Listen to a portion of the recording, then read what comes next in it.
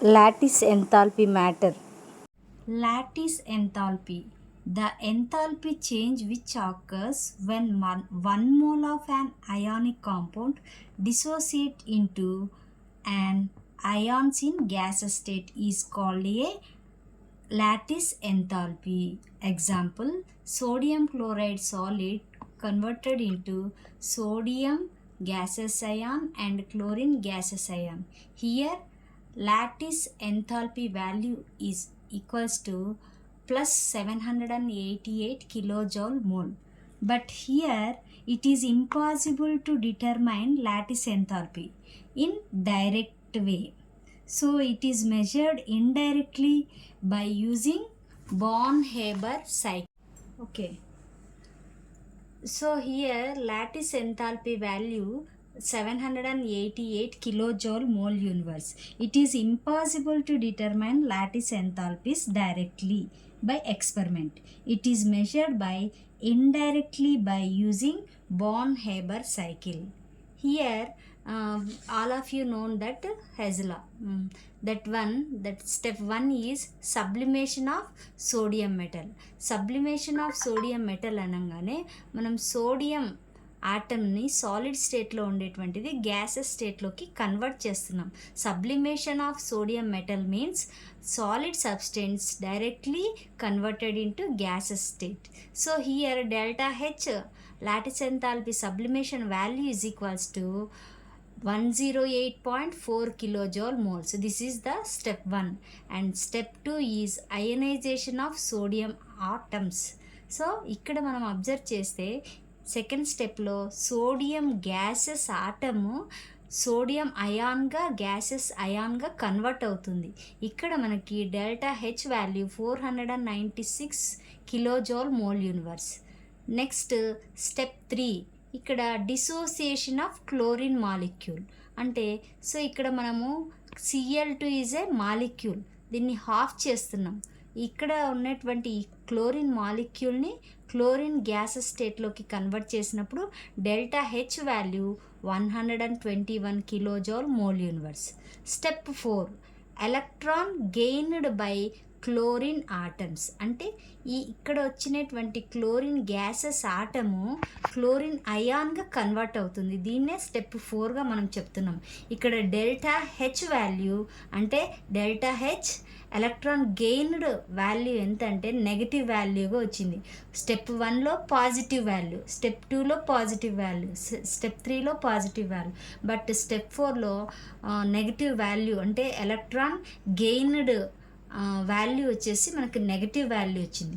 దీన్నే మనము హెస్లాగా బేస్ చేసుకుంటే ఇది డైరెక్ట్ స్టెప్. మనము ఎంథాల్పీ వాల్యూ అనేటువంటిది 1 స్టెప్లో అన్నా చెప్తాము ఆర్ సెవరల్ స్టెప్స్లో అన్నా మనం చెప్తాము. ఇది జస్ట్ లైక్ హెస్లా లాగా ఉంది, బోర్న్-హేబర్ సైకిల్ అనేది. డైరెక్ట్ స్టెప్ ఏంటి?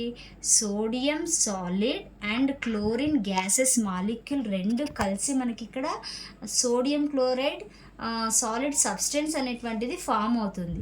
ఇది డైరెక్ట్ స్టెప్. ఈ direct stepney it is not directly used in experimental. So it is measured indirect method by Born-Haber cycle. So step 1, step 2, step 3, step 4. Step 1 ఏమంటున్నాం మనము? ఇది Born-Haber cycle. So ఇక్కడ మనకి హెజ్లా అంటే ఏంటి? మనకి the total heat change is in a chemical reaction it is same whether chemical reaction takes place 1 step or several step. This is the Hess law. So ఇక్కడ మనం బోర్న్-హేబర్ సైకిల్లో మనం అబ్జర్వ్ చేసామంటే ఇక్కడ మనకి ఏమవుతుంది అంటే ఒరిజినల్ స్టేట్ ఇక్కడ డైరెక్ట్ స్టెప్ మనం అబ్జర్వ్ చేస్తే sodium solid substance and chlorine molecule గ్యాసెస్గా ఉండేటువంటి ఈ రెండు కలిసి మనకి sodium chloride solid crystalline substance అనేటువంటిది ఫామ్ అవుతుంది డైరెక్ట్ స్టెప్. సో ఈ డైరెక్ట్ స్టెప్ దీన్నే మనం స్టాండర్డ్ ఫామ్ అంటాం. సో దీన్ని మనము డైరెక్ట్గా చెప్పడం చాలా కష్టం. So lattice enthalpy directly by experiment is not determine. So it is measured by Born-Haber cycle అని మనం అంటున్నాం. సో మరి బోర్న్-హేబర్ సైకిల్లో మనం అబ్జర్వ్ చేస్తే చూడండి, ఇక్కడ సోడియం సాలిడ్ సబ్స్టెన్స్ మనకి సోడియం గ్యాసెస్ సబ్స్టెన్స్గా ఫస్ట్ స్టెప్లో చేంజ్ అయింది. ఇక్కడ మనకి ద వాల్యూ సబ్లిమేషన్ వాల్యూ 108.4 కిలోజౌల్గా ఉంది. దెన్ సోడియం గ్యాసెస్ ఆటమ్ అనేటువంటిది అయాన్గా కన్వర్ట్ అవుతుంది. దీన్ని సెకండ్ స్టెప్గా మనం తీసుకున్నాము. ఇది కూడా మనకి పాజిటివ్ వాల్యూగానే వస్తుంది.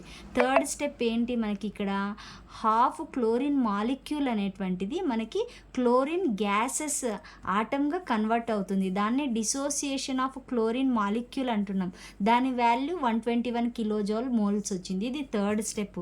ఫోర్త్ స్టెప్ ఏంటి మనకి సో ఈ క్లోరిన్ గ్యాసెస్గా ఉండేటువంటి ఆటము క్లోరిన్ అయాన్గా కన్వర్ట్ అవుతుంది.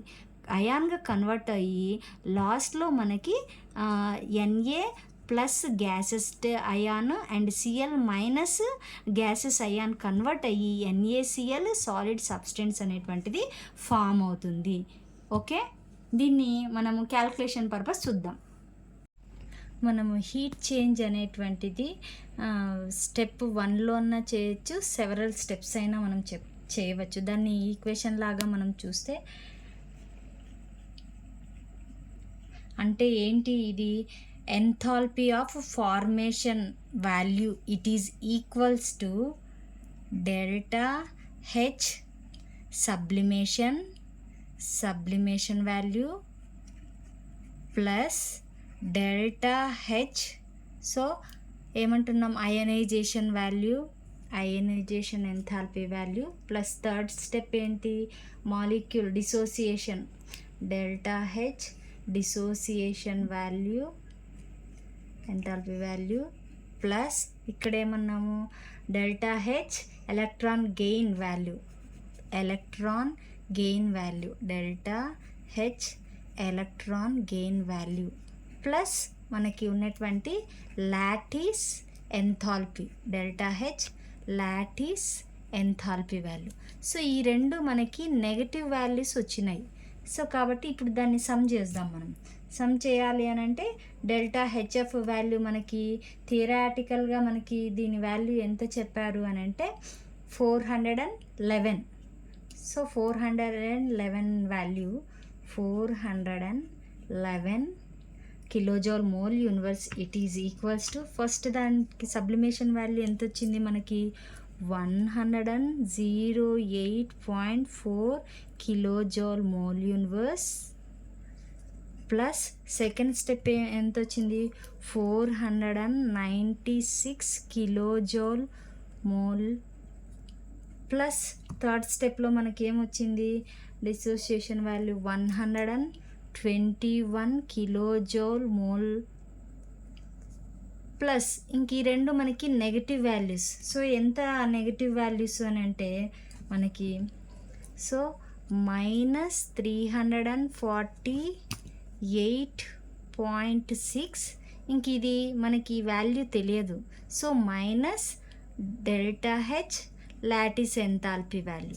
సో ఇక్కడ మనకి దీని వాల్యూ నెగటివ్, దీని వాల్యూ నెగటివ్.